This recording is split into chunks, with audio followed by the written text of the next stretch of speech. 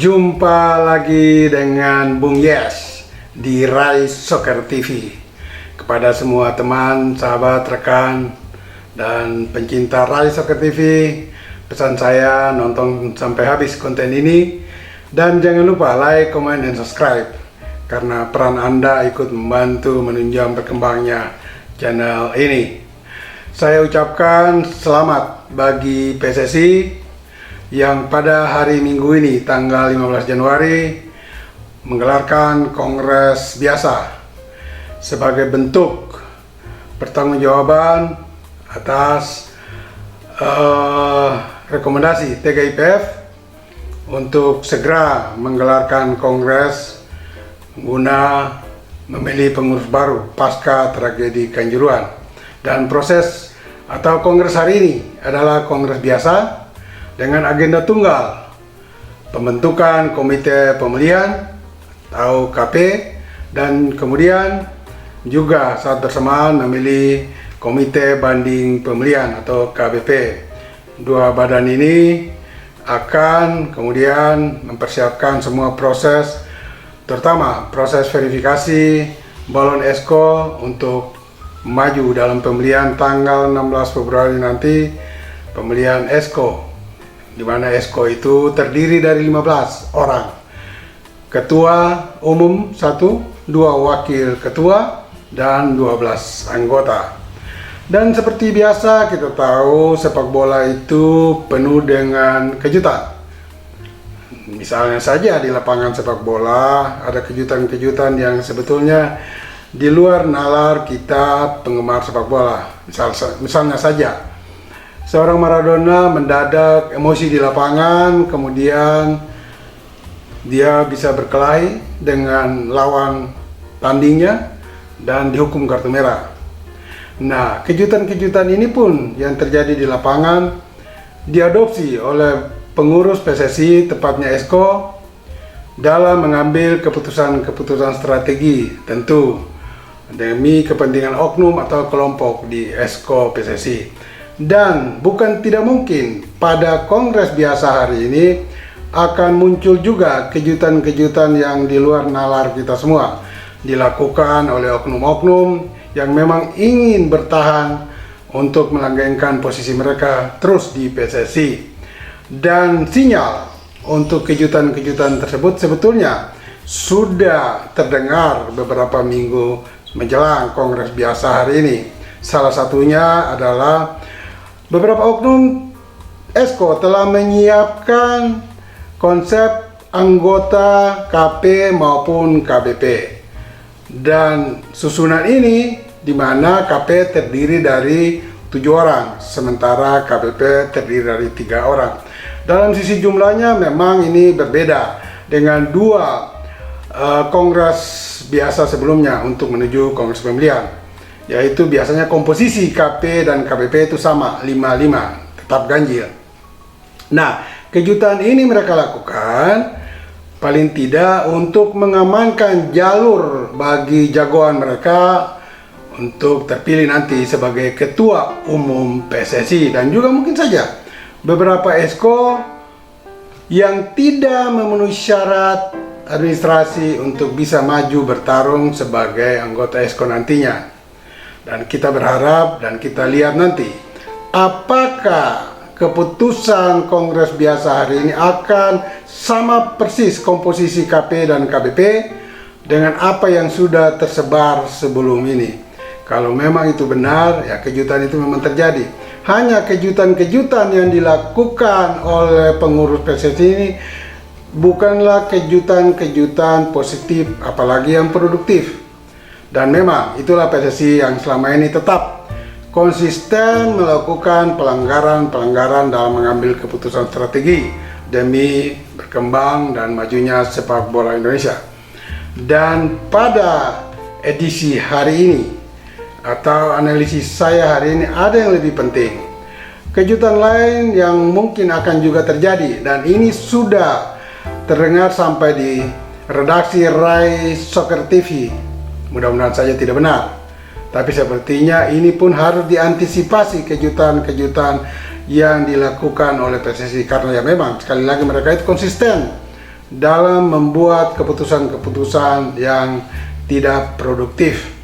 Misalnya, isu yang paling hangat dalam 1-2 hari terakhir diterima oleh Rai Soccer TV adalah kemungkinan akan ada agenda tambahan dari Kongres biasa hari ini di luar agenda tunggal pembelian KP dan KBP tadi. Nah, bagaimana mekanismenya untuk melakukan agenda tambahan dalam Kongres biasa? Itu bisa saja terjadi nantinya. Tetapi mekanismenya adalah ketika ada usulan agenda tambahan, maka itu harus dilakukan dan disetujui oleh 2/3 anggota yang hadir saat itu di Kongres. Nah, kita lihat bahwa Kongres akan diikuti oleh 87 voters atau anggota. Nah, 87 ini dari mana saja mereka datang? Ada komposisinya. 18 dari Liga 1, kompetisi Liga 1, yaitu 18 klub.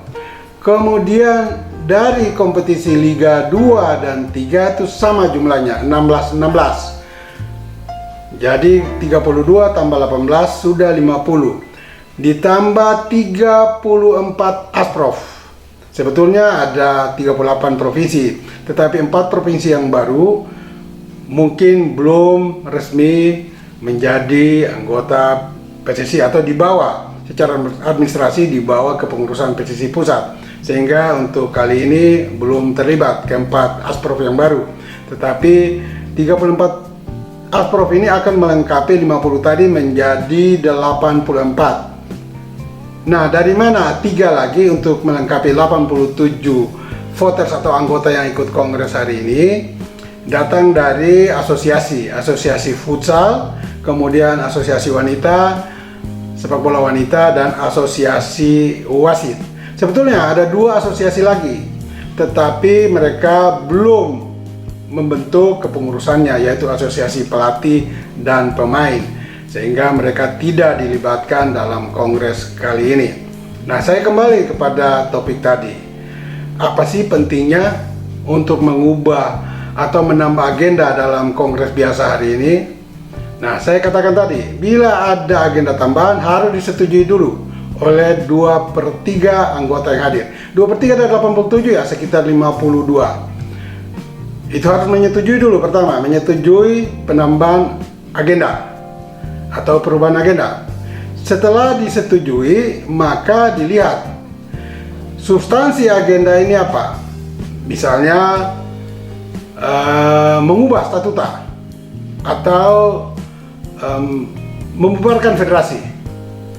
Nah, dalam konteks terkinian, kemungkinan paling besar ada di mengubah statuta, bukan membentuk federasi baru. Nah, kalau itu yang terjadi dalam konteks mengubah statuta, maka itu pun harus disetujui oleh 50 anggota plus 1 yang hadir. Disetujui dulu. Nah, kemudian setelah disetujui perubahan atau revisi beberapa pasal statuta, maka silakan mereka menggodok perubahan itu ada di mana. Nah, itu belum final pun. Setelah itu baru kemudian diputuskan perubahan itu akan menjadi legal dan bisa dieksekusi, diterapkan sesuai dengan statutanya.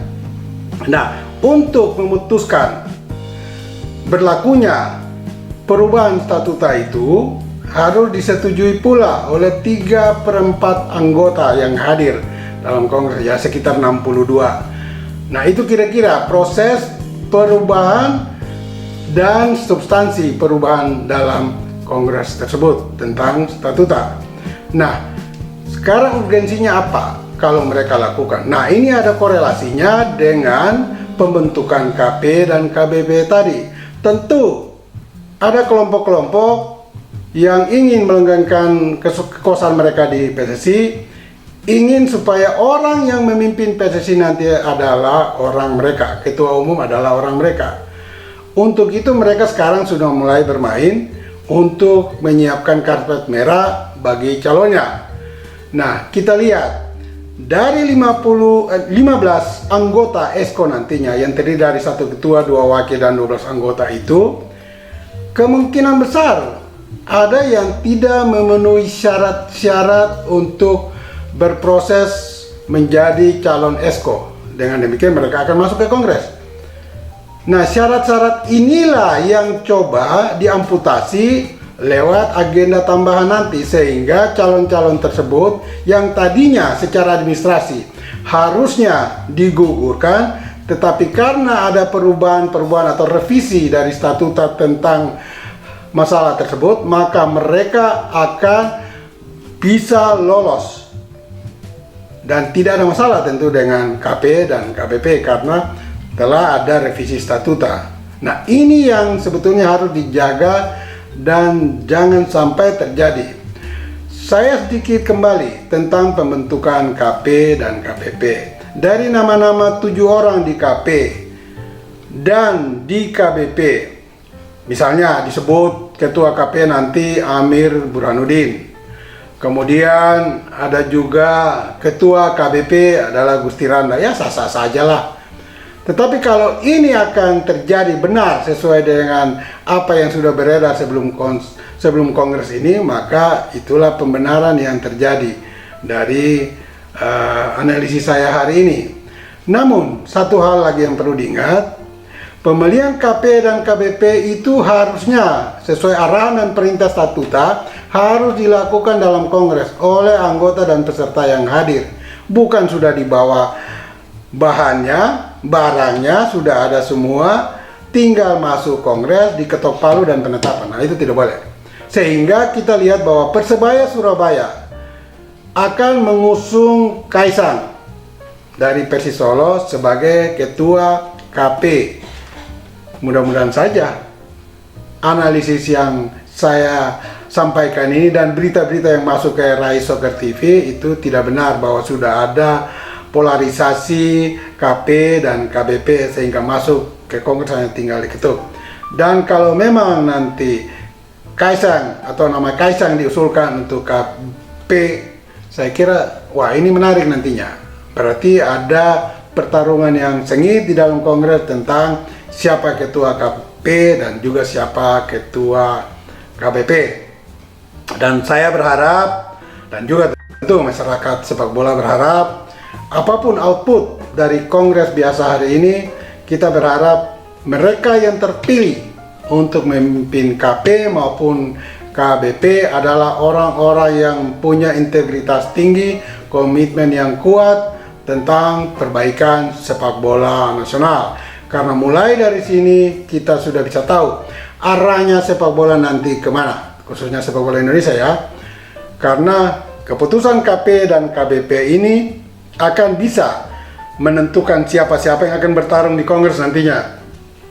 Sehingga kalau nanti kelihatan bahwa hanya tinggal orang-orang tertentu yang sebelum ini memang sudah disuarakan bakal memimpin PSSI, berarti sepak bola kita ternyata memang masih ada di zona kekacauan.